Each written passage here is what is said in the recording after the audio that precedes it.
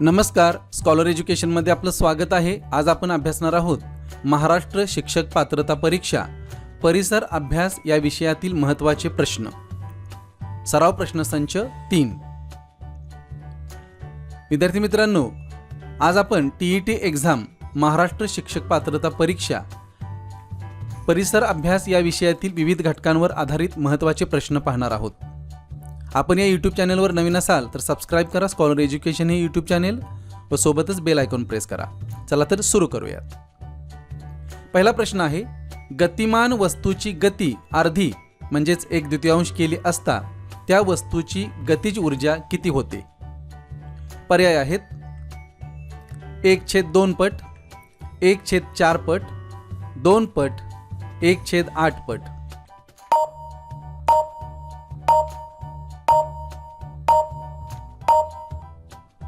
अचूक उत्तर आहे पर्याय क्रमांक 2 1/4 पट।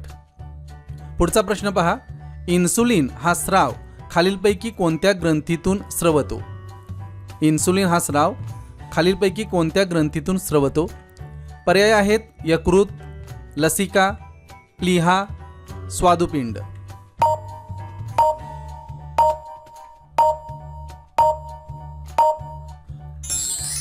अचूक उत्तर आहे पर्याय क्रमांक 4 स्वादुपिंड। पुढील प्रश्न पहा, खालीलपैकी कोणती सदिश राशी नाही? पर्याय आहेत बल, ऊर्जा, वेग, त्वरण।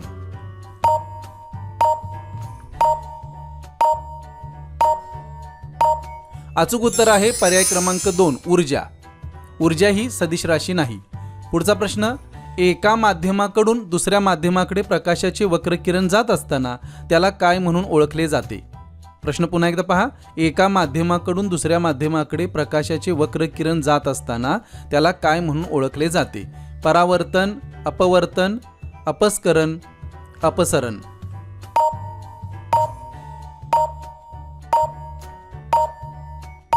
अचूक उत्तर आहे पर्याय क्रमांक 2 अपवर्तन। पुढील प्रश्न पहा, घरातील वीज परिपथ जोडणी ही समांतर जोडणी असते कारण? पर्याय आहेत जास्त विद्युतभार मिळवण्यासाठी, जास्त विद्युतधारा मिळवण्यासाठी, ही जोडणी सोपी असते, वरीलपैकी एकही नाही।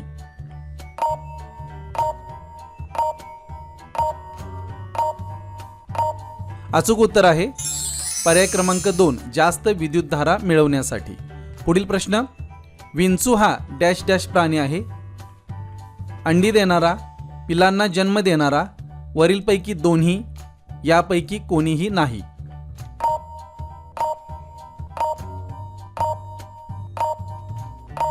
अचूक उत्तर आहे पर्याय क्रमांक 2 पिलांना जन्म देणारा। पुढील प्रश्न पहा, मानवी शरीरात जवळजवळ किती किलोमीटर लांबीच्या रक्तवाहिन्या असतात? मानवी शरीरात जवळजवळ किती किलोमीटर लांबीच्या रक्तवाहिन्या असतात? पर्याय आहेत 10,000, 98,000, 97,000, 98,500।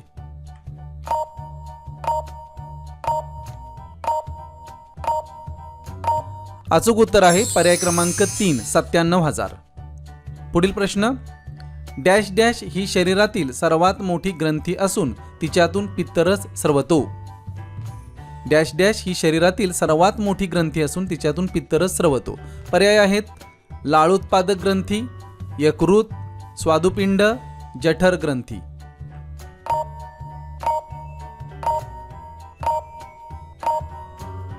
अचूक उत्तर आहे पर्याय क्रमांक 2 यकृत। यकृत ही शरीरातील सर्वात मोठी ग्रंथी आहे। प्रश्न पहा, स्टेनलेस स्टील हे खालीलपैकी कशाचे संमिश्रण आहे? पर्याय आहेत लोखंड, कार्बन, लोखंड, क्रोमियम व निकेल, लोखंड, क्रोमियम व कोबाल्ट, लोखंड, टीन व कार्बन।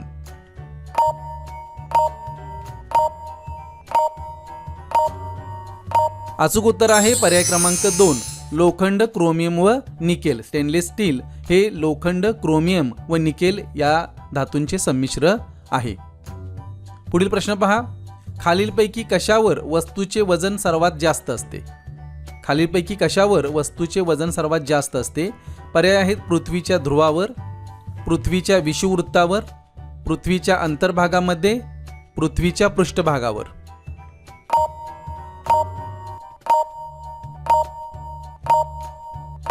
अचूक उत्तर आहे पर्याय क्रमांक 1, पृथ्वीच्या ध्रुवावर वस्तूचे वजन सर्वात जास्त असते. पुढील प्रश्न पहा, डांबराच्या गोळ्यांचा आकार काही दिवसांनी कमी होतो, त्याचे कारण बाष्पीभवन, संघनन होणे, संप्लवन होणे यापैकी कोणतेही नाही.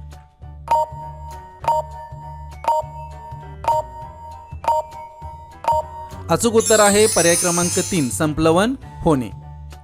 पुढील प्रश्न पहा, समुद्राची खोली मोजण्यासाठी खालीलपैकी कोणते तंत्रज्ञान वापरतात? वर्णलेखन तंत्रज्ञान, सोनार तंत्रज्ञान, निष्कर्षण तंत्रज्ञान, अपवर्तनांक मापी तंत्रज्ञान.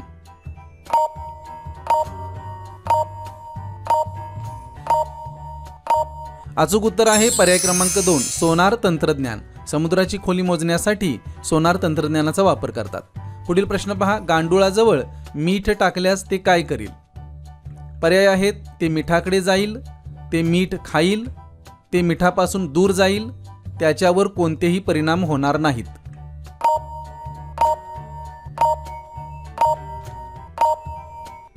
अचूक उत्तर आहे पर्याय क्रमांक 3, ते मिठापासून दूर जाईल.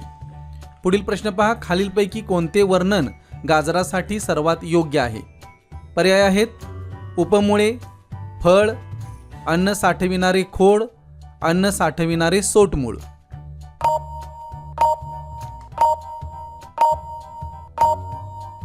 अचूक उत्तर आहे पर्याय क्रमांक 4, अन्न साठविणारे सोटमूळ. पुढील प्रश्न पहा, खालीलपैकी कोणते विधान चुकीचे आहे? पर्याय आहेत, शिवाजी महाराजांनी मुरुमदेवाच्या किल्ल्याची डागडुजी करून त्याला राजगड हे नाव दिले. राजगड ही स्वराज्याची पहिली राजधानी होती. शिवाजी महाराजांनी जावळीच्या खोऱ्यात प्रतापगड हा किल्ला बांधला. शिवाजी महाराज व जयसिंग यांच्यात 1660 मध्ये पुरंदरचा तह झाला.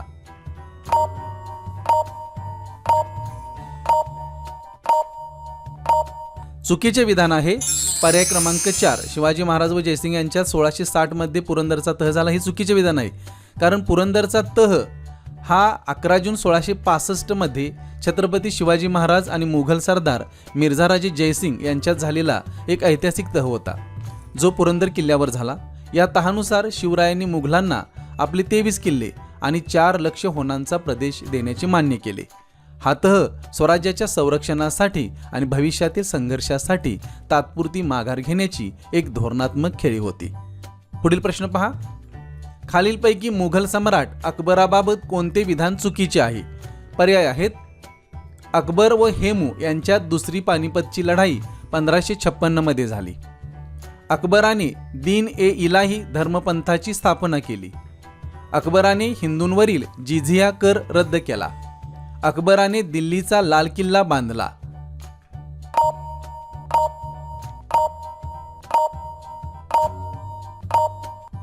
चुकीचे विधान आहे पर्याय क्रमांक 4, अकबराने दिल्लीचा लाल किल्ला बांधला. दिल्लीचा ऐतिहासिक लाल किल्ला 5व्या मुघल सम्राट शहाजहान याने बांधला. शहाजहानने 1638 मध्ये आपली राजधानी आग्रा येथून दिल्लीला हलवल्यानंतर या किल्ल्याचे बांधकाम सुरू केले आणि ते 1648 मध्ये पूर्ण झाले. या भव्य किल्ल्याचे वास्तुविशारद उस्ताद अहमद लाहोरी होते. पुढील प्रश्न पहा, खालीलपैकी कोणते विधान चुकीचे आहे? राष्ट्रसभेचे पहिले अधिवेशन 28 डिसेंबर 1885 रोजी मुंबई येथे झाले. राष्ट्रसभेच्या पहिल्या अधिवेशनाचे अध्यक्ष व्योमेशचंद्र बॅनर्जी होते. सर ए ओ ह्यूम यांच्या प्रेरणेने राष्ट्रीय सभेची स्थापना झाली. राष्ट्रसभेच्या पहिल्या अधिवेशनास 172 सदस्य उपस्थित होते.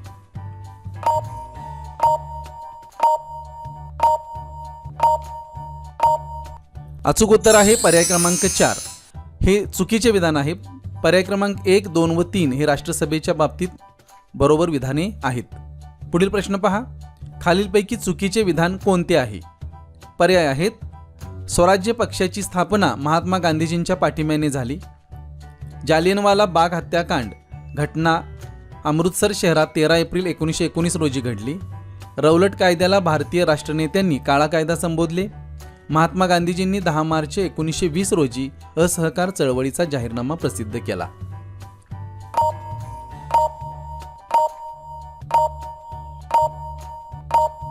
चुकीचे विधान आहे, स्वराज्य पक्षाची स्थापना महात्मा गांधीजींच्या पाठिंब्याने झाली.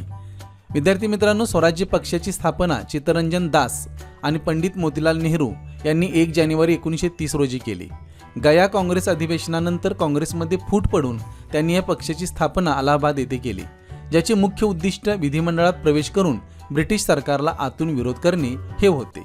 पुढील प्रश्न पहा. महात्मा फुलेंनी मुंबईत खालीलपैकी कोणत्या हेतूने नाभिकांचा संप घडवून आणला? पर्याय आहेत. नाभिकांना कर अधिक भरावा लागत होता, केशवपनाची अनिष्ट चाल बंद व्हावी म्हणून, नाभिकांना सन्मानाने वागवावे, नाभिकांच्या वेतनवाढीसाठी.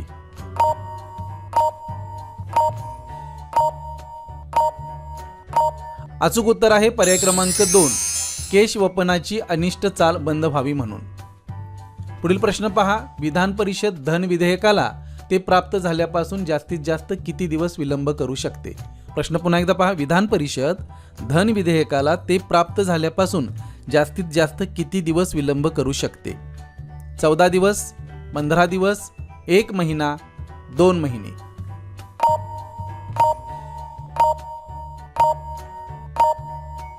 अचूक उत्तर आहे पर्याय क्रमांक 1, 14 दिवस. पुढील प्रश्न पहा. उच्च न्यायालयातील न्यायाधीशांची नियुक्ती कोण करतात? पर्याय आहेत. पंतप्रधान, राज्यपाल, राष्ट्रपती, मुख्य न्यायमूर्ती.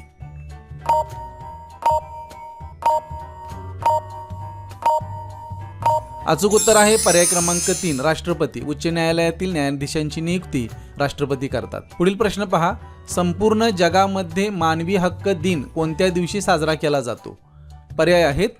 2 ऑक्टोबर, 15 ऑगस्ट, 15 मार्च, 10 डिसेंबर.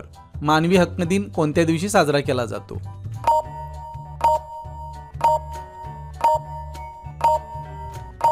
अचूक उत्तर आहे पर्याय क्रमांक 4, 10 डिसेंबर.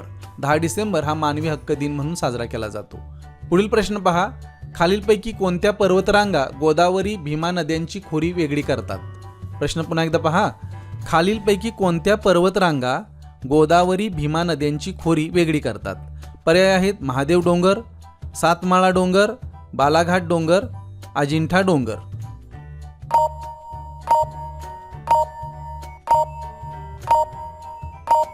अचूक उत्तर आहे पर्याय क्रमांक 3, बालाघाट डोंगर. बालाघाट डोंगररांगा ही सह्याद्रीची एक प्रमुख पूर्व आग्नेय उपरांग असून ती महाराष्ट्रातील अहमदनगर जिल्ह्याच्या उत्तरेकडील हरिश्चंद्रगडापासून सुरू होऊन उस्मानाबाद, बीड आणि लातूर जिल्ह्यापर्यंत सुमारे 320 किलोमीटर पसरलेली आहे. या डोंगररांगा गोदावरी आणि भीमा नद्यांची खोरी वेगळी करतात आणि त्यांची उंची आग्नेयेकडे कमी होत जाते. पुढील प्रश्न पहा. खालीलपैकी कोणते तीर्थक्षेत्र कृष्णा पंचगंगा नद्यांच्या संगमावर वसले आहे? पर्याय आहेत. औदुंबर, कोल्हापूर, नरसोबाची वाडी, वाडी रत्नागिरी.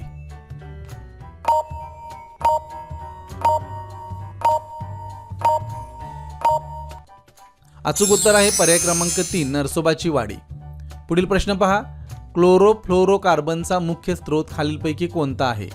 क्लोरोफ्लोरोकार्बनचा मुख्य स्रोत खालीलपैकी कोणता आहे? औष्णिक विद्युत केंद्र, स्वयंचलित वाहने, शीत कपाटे व वातानुकूलित यंत्रे, खते.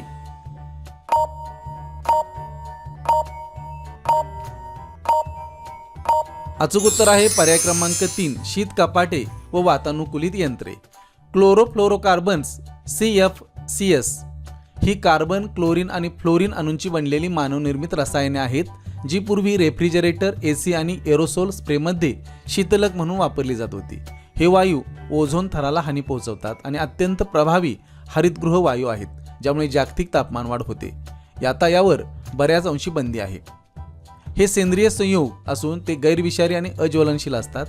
CFCs वातावरणात वर जाऊन अतिनील किरणांच्या प्रभावामुळे क्लोरीन अणू सोडतात, जे ओझोन थराचा नाश करतात. याचे पर्यावरणीय परिणाम म्हणजे ओझोन थर कमी झाल्यामुळे हानिकारक अतिनील किरणे म्हणजेच अल्ट्राव्हायोलेट किरणे पृथ्वीवर पोहोचतात, ज्यामुळे कर्करोग, डोळ्यांचे विकार आणि पर्यावरणाला हानी पोहोचते. ऐतिहासिकदृष्ट्या ते स्प्रे, फोम, रेफ्रिजरेशन आणि एअर कंडिशनिंग सिस्टीममध्ये वापरले जाते. ओझोन थराला होणारी हानी लक्षात घेऊन 1987 मध्ये मॉन्ट्रियल प्रोटोकॉल अंतर्गत याच्या वापरावर बंदी घालण्यात आली. यांच्याऐवजी आता सुरक्षित पर्याय जसे की हायड्रोफ्लोरोकार्बन्स वापरले जातात, जे ओझोन थर खराब करत नाहीत, परंतु तरीही ते हरितगृह वायू आहेत. एखाद्या विशिष्ट भागातील स्थानिक लोकांनी परंपरा व संस्कृतीमार्फत संरक्षित करून ठेवलेली वने म्हणजे डॅश डॅश होय. पर्याय आहेत देवराई, प्रेयरी, झूम, वर्षासने.